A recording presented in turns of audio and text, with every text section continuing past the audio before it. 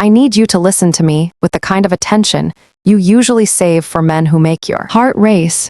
Because what I'm about to tell you is the exact shift that turned my messy, undefined situationship into a man willingly sending me $10,000 every single month without me begging, without me chasing, without me proving anything except that I knew my worth.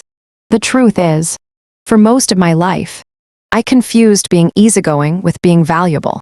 I thought that if I didn't ask for too much, if I didn't make demands, if I didn't disrupt the vibe, the man would choose me naturally.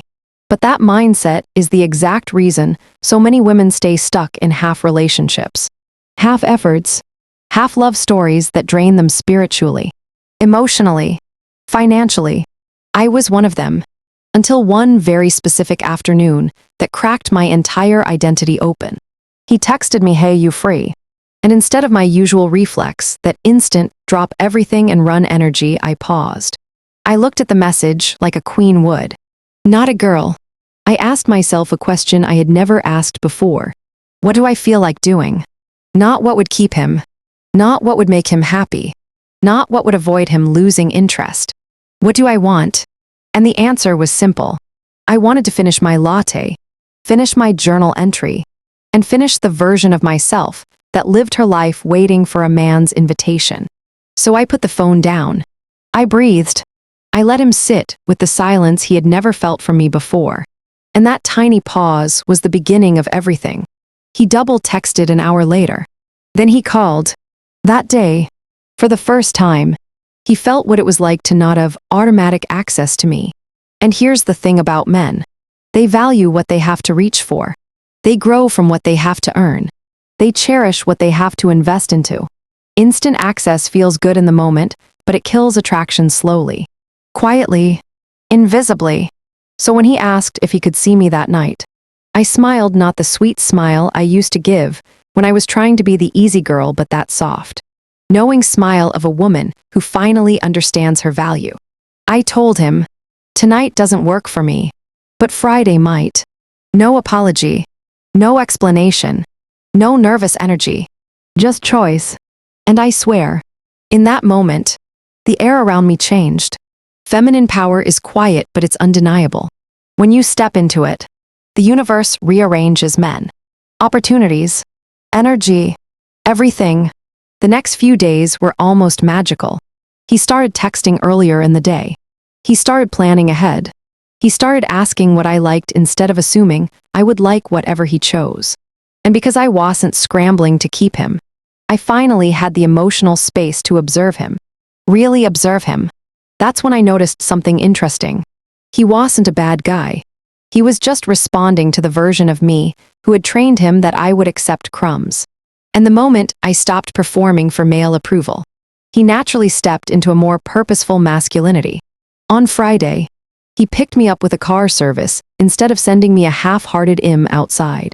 We went to a rooftop restaurant where the plates were made of marble and the air smelled like sea salt and citrus. And he looked at me with this intensity I hadn't seen before. "You're different," he said. "I don't know what it is, but I feel like you've changed." And I had. Not for him. For me.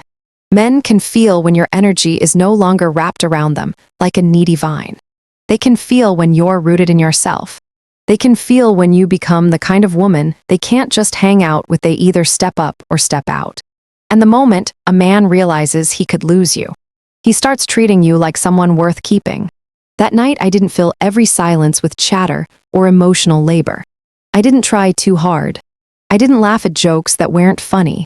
I let my presence be enough.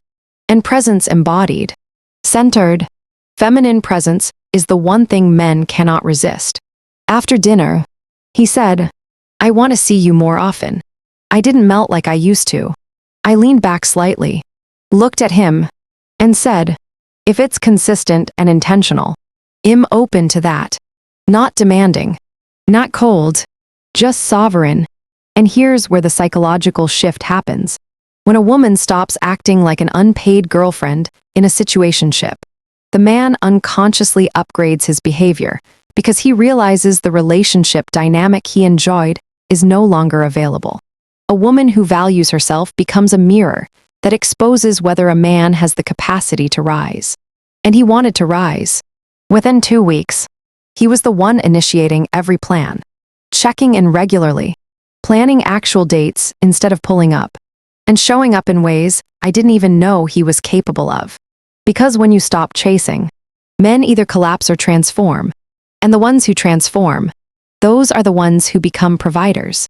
If you're still here listening to this, you're already shifting, you're already rising, you're already remembering who you are.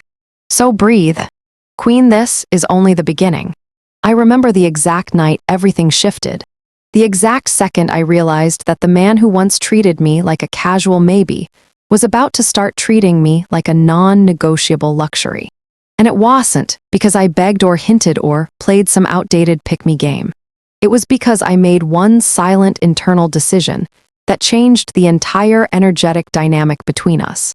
And I swear to you, the universe rearranged itself the moment I chose to stop competing for a man's effort and start commanding his investment with the way I carried myself, the way I moved, the way I occupied his world without ever stepping out of my throne. You have to understand something, because no one teaches us this. Men don't invest in women who make themselves easy access. They invest in the woman who feels like she's living in her own orbit, sipping her own champagne, curating her own life so beautifully that stepping in becomes a privilege he must earn. And once I realized how far I had drifted from that version of myself, I went back to her like she was a lost crown sitting in the back of a closet. I stopped answering instantly, not out of pettiness but out of purpose, because I was busy again. Busy with my rituals, my workouts, my skincare, my side hustle, my friends, my glow. And suddenly, his messages felt like a knock on a door he wasn't sure he deserved to walk through. And that's when the energy flipped. I remember going out that night in a fitted black dress, not tight, not loud, just expensive looking, comfortable, soft on my skin hair in loose waves, gold hoops, barely any makeup, except that deep rose lipstick that makes me feel like I own the whole block. And I walked into the lounge like I wasn't checking to see who was watching, but like I already knew they were.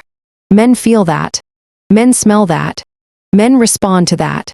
And when he saw Memi Situationship, my we're not really anything, but also kind of everything, froze in the way men freeze when they've been taking you casually, but suddenly see you like a woman they could lose. He stood up straighter, talked deeper, placed his hand on the small of my back like he was afraid another man would do it if he didn't. And something in his chest cracked open. I didn't lean in. I didn't overperform. I didn't prove anything. I let him orbit me as naturally as gravity itself. And even he could feel that the balance had changed. This is the moment I realized something women are never told. When you stop trying to win him and start making him wonder how to keep you, he will shift into provider mode without you saying a word. And that night, without me planning it, without any scripting or manipulation or effort, he asked me to sit with him in a quieter corner. And I did, but I crossed my legs the way a woman does when she is fully aware of her value.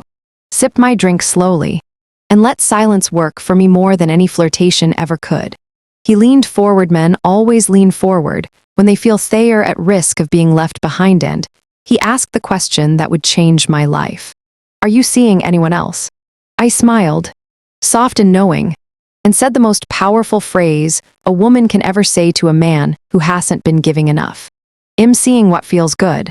I'm choosing what aligns with my peace. I'm not rushing anything. His jaw tightened. His eyes flickered. His whole body went into alert mode. This man who once went days without texting was now studying my every breath like it was a stock he forgot to buy when it was cheap. This is why I always tell you, men don't chase women who need them. They chase women who make their presence feel like a luxury. And I swear to God, after that moment, everything about him changed. He texted consistently. He planned. He checked in. He asked what I needed, what I wanted, what would make my life easier. But here's the part that actually led to the allowance, because attention is cute. But attention doesn't pay for facials, flights, or freedom. It's what happened the night I told him, with zero drama and zero pressure. that I was juggling so much work, I didn't have the bandwidth to see him the way he wanted. I wasn't complaining. I wasn't fishing. I was simply stating the truth. I'm building too much right now. My plate is full. And that, my love, activated his provider instinct like gasoline on flame. He asked what would help, what would give me more space, what would support me so I could breathe, and I gave him the softest, sweetest truth. I don't need you to fix anything. I just need a little ease in my life. That was it. No request, no ask, just feminine truth spoken from a place of abundance instead of desperation. Men invest when they feel they have the opportunity to make your life better, not when they feel you're asking for survival. And that is how we ended up in the conversation that would later become my $10,000 a month reality. He said, "What would ease look like?" And queen, I swear I felt the universe wink at me. I kept my tone soft, my body relaxed, my energy calm, and I said, "Ease looks like having room to focus on what I'm building instead of stressing about the small things."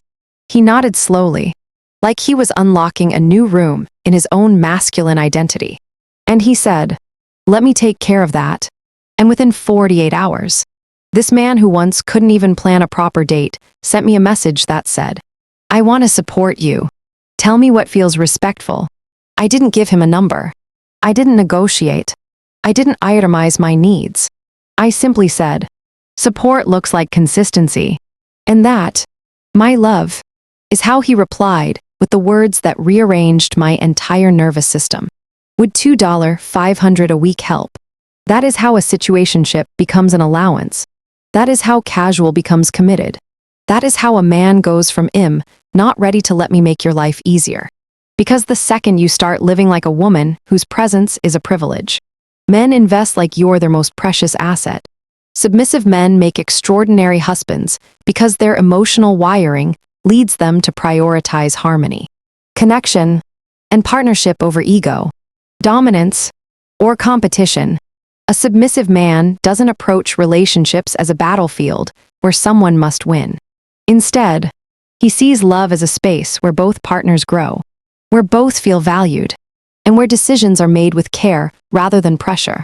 This mindset alone sets him apart in a world where many men are conditioned to hide feelings, suppress vulnerability, and make every disagreement a power struggle. A submissive husband, however, brings softness without weakness, gentleness without insecurity, and devotion without manipulation. His emotional intelligence becomes the backbone of the relationship, allowing him to understand not just what his partner says, but what she feels underneath.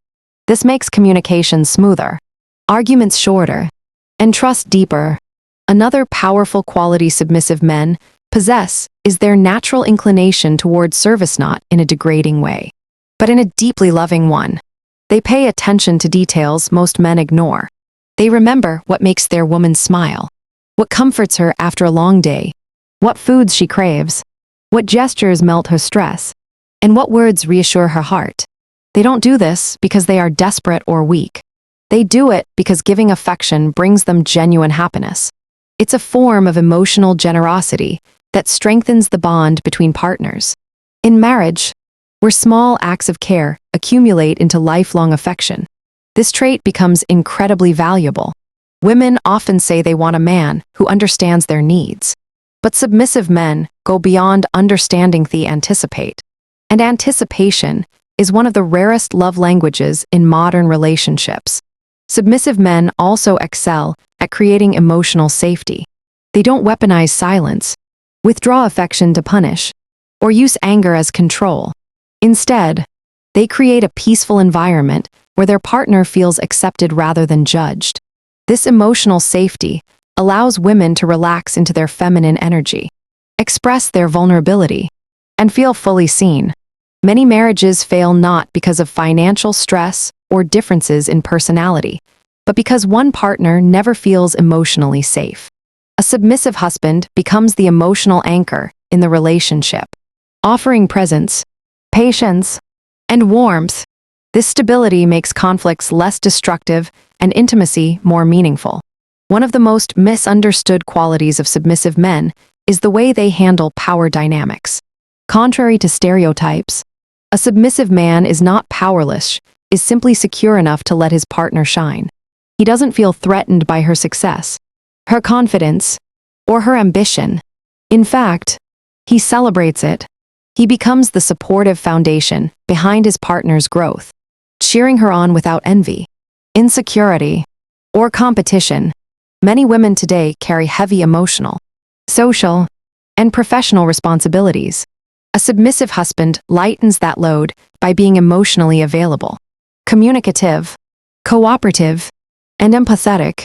His leadership style is quiet, but profound. He leads through support rather than dominance. Another reason submissive men make the best husbands is that they value stability and long-term commitment. They are not interested in proving masculinity through external performance like chasing validation, flirting for attention, or playing emotional games. Their loyalty comes naturally because they genuinely want partnership, not power. When they love deeply. When they commit wholeheartedly. Their sense of devotion creates a marriage that feels secure, consistent, and affectionate. Unlike dominant men who may struggle with vulnerability or fear losing control, submissive husbands see vulnerability as connection, not weakness. This mindset builds trust at the deepest level,